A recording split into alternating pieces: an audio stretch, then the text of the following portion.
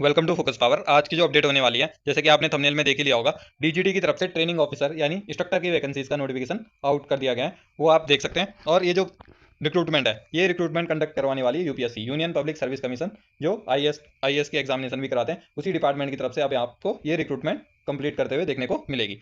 Official website आप देख सकते हैं upsconline.gov.in और /ORA। अगर आप सर्च करेंगे तो डायरेक्ट आपको ये नोटिफिकेशन देखने को मिल जाएगा। तो ये नोटिफिकेशन है एडवर्टाइजमेंट नंबर 05/2025।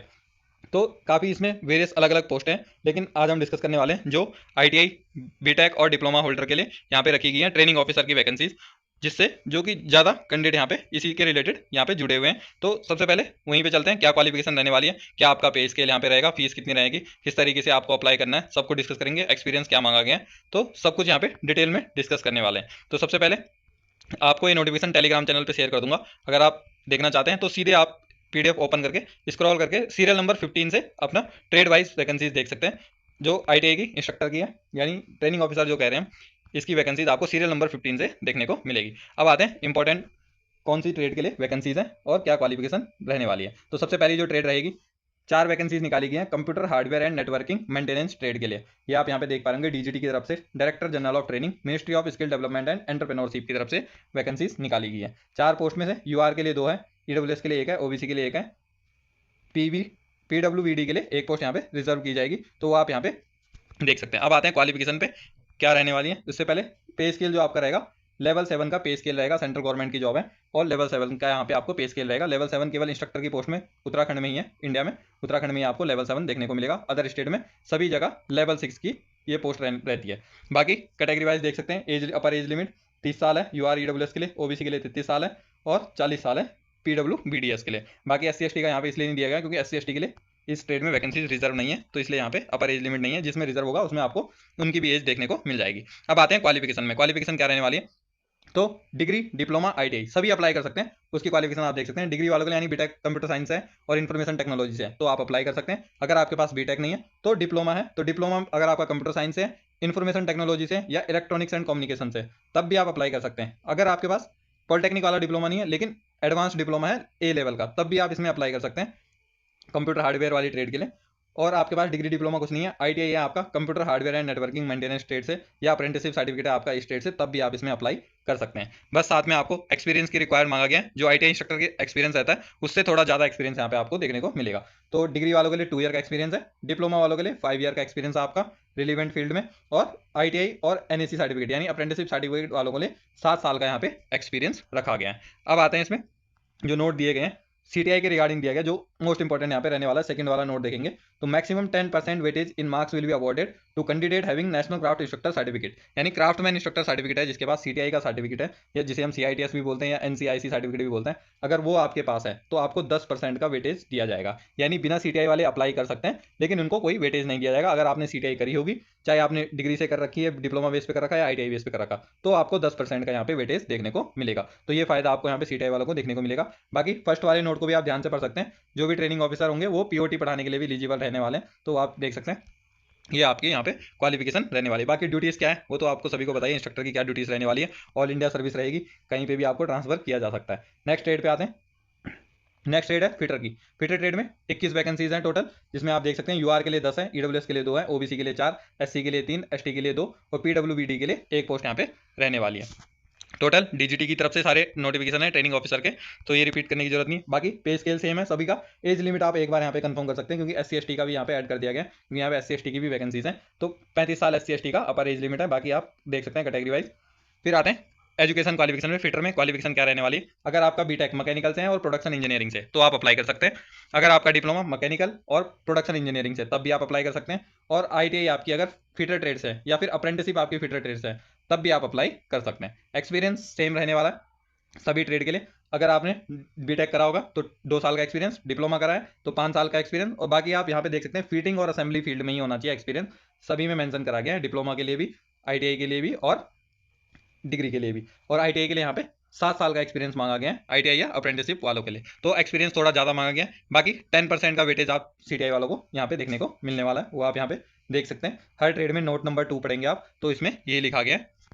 फिर आते हैं नेक्स्ट ट्रेड पे। फिटर के बाद है नेक्स्ट ट्रेड मैकेनिक डीजल की। मैकेनिक डीजल में 4 पोस्ट है टोटल, जिसमें आप देख सकते हैं यूआर की एक है, ओबीसी की एक है, एससी की एक है और एसटी की एक पोस्ट रहने वाली है मैकेनिक डीजल में। पे स्केल सेम है, लेवल 7 का एज लिमिट आप देख सकते हैं कैटेगरी वाइज। क्वालिफिकेशन यहाँ पे क्या रहने वाली है मैकेनिक डीजल में, बीटेक आपका ऑटोमोबाइल से है या मैकेनिकल इंजीनियरिंग से है तब भी आप अप्लाई कर सकते हैं, डिप्लोमा आपका ऑटोमोबाइल से मैकेनिकल से है तब भी आप अप्लाई कर सकते हैं, या फिर आपका आईटीआई मैकेनिक डीजल ट्रेड से या अप्रेंटिसशिप आपने मैकेनिक डीजल ट्रेड से करी है तो भी आप वहाँ पे अप्लाई कर सकते हैं। साथ में एक्सपीरियंस डिग्री वालों के लिए यानी बीटेक वालों के लिए 2 साल का एक्सपीरियंस है, और जो एक्सपीरियंस रहेगा आपका ऑटोमोटिव फील्ड में ही होना चाहिए, तभी आप यहाँ पे एलिजिबल है। अगर आपका अदर एक्सपीरियंस है तो ये एलिजिबल नहीं होने वाला है।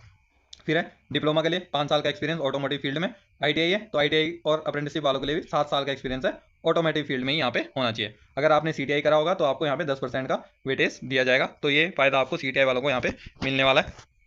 फिर चलते हैं नेक्स्ट पोस्ट पे।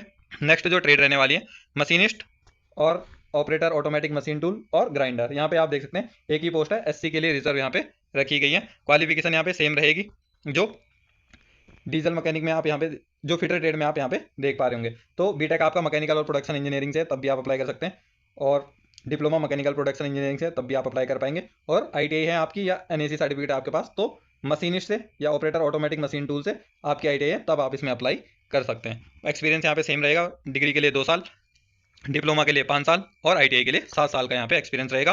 सीटीआई वाले हैं तो आपको वेटेज दिया जाएगा 10% का। नेक्स्ट है प्लम्बर ट्रेड के लिए वैकेंसीज हैं। प्लम्बर में टोटल 3 पोस्ट पे वैकेंसीज निकाली गई हैं, जिसमें से एक यूआर के लिए, एक ओबीसी और एक एसटी के लिए रिजर्व रखी गई हैं सीटें। लेवल 7 की यहाँ पे स्केल रहेगा, और क्वालिफिकेशन जो रहेगी डिग्री मांगी गई है मैकेनिकल से और सिविल इंजीनियरिंग से तो आप अप्लाई कर सकते हैं, या फिर आपके पास डिप्लोमा है मैकेनिकल और सिविल इंजीनियरिंग से तब भी आप अप्लाई कर सकते हैं। अगर आपके पास आईटीआई है तो आईटीआई आपकी प्लम्बर ट्रेड से मांगी गई, यहाँ पे सिविल इंजीनियरिंग या मैकेनिकल ऐसा कुछ नहीं मांगा जाता है। आईटीआई है तो स्पेसिफिक ट्रेड से ही आपकी आईटीआई होनी चाहिए। बाकी एक्सपीरियंस सेम है, बैचलर है आपका यानी बीटेक वगैरह है तो 2 साल का एक्सपीरियंस, डिप्लोमा है तो 5 साल का एक्सपीरियंस, प्लम्बर वर्क में ही आपका एक्सपीरियंस मांगा गया है, और आईटीआई है तो 7 साल का एक्सपीरियंस मांगा गया प्लम्बर वर्क में, तो आप यहाँ पे एलिजिबल रहने वाले हैं। बाकी सीटीआई वालों के लिए 10% का वेटेज आप यहाँ पे देख सकते हैं। नेक्स्ट है स्विंग टेक्नोलॉजी के लिए काफ़ी मैसेज आते हैं स्विंग टेक्नोलॉजी के रिगार्डिंग कि हमारी वैकेंसीज नहीं आई हैं, तो यहाँ पे आप देख सकते हैं, और काफ़ी अच्छे पे लेवल पे यहाँ पे वैकेंसीज निकाली गई हैं। टोटल 4 पोस्ट है, यूआर की 3 है और ओबीसी के लिए 1 पोस्ट रखी गई है।